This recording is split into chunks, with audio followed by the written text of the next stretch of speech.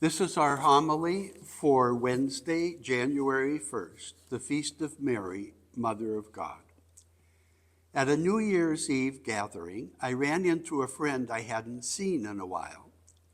As we talked, he said to me, "There's nothing like getting up at 6 a.m, going for a run around the park, and taking a brisk shower before breakfast."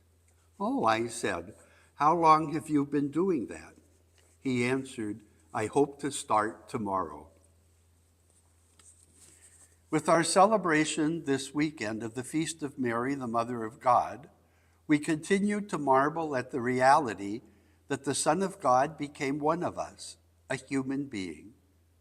I would like to concentrate today on how important this closeness that Christ became human is for us.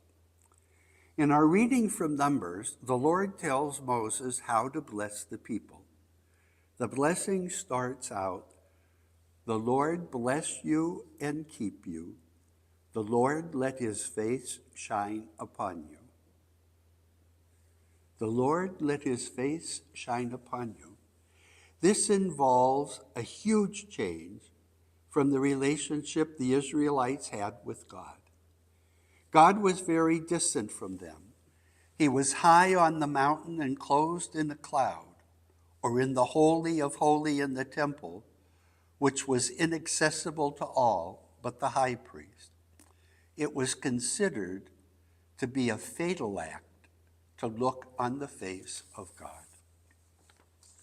God's face shining, should we say smiling, on the people implies a much closer relationship between God and his people, a relationship of love rather than fear.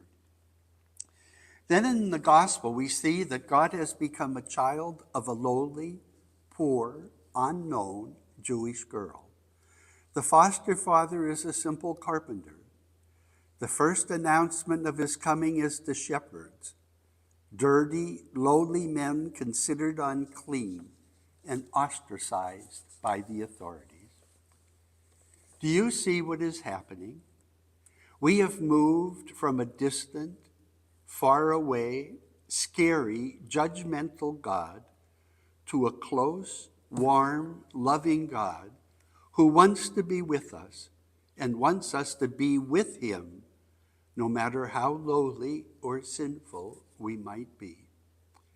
Unfortunately, some of us learn to be afraid of God and not to see the loving part that Jesus shows us.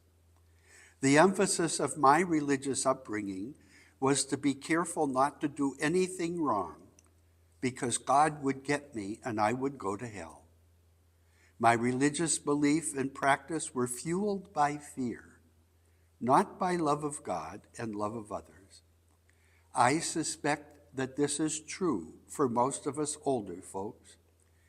In one sense, when my only concern is not going to hell, it's a little bit selfish, isn't it? What we celebrate in this Christmas time is that God is a loving God, that he wants the best for all of us. He wants us to be happy. As we heard in our first reading, he looks on us kindly, and he wants us to have peace.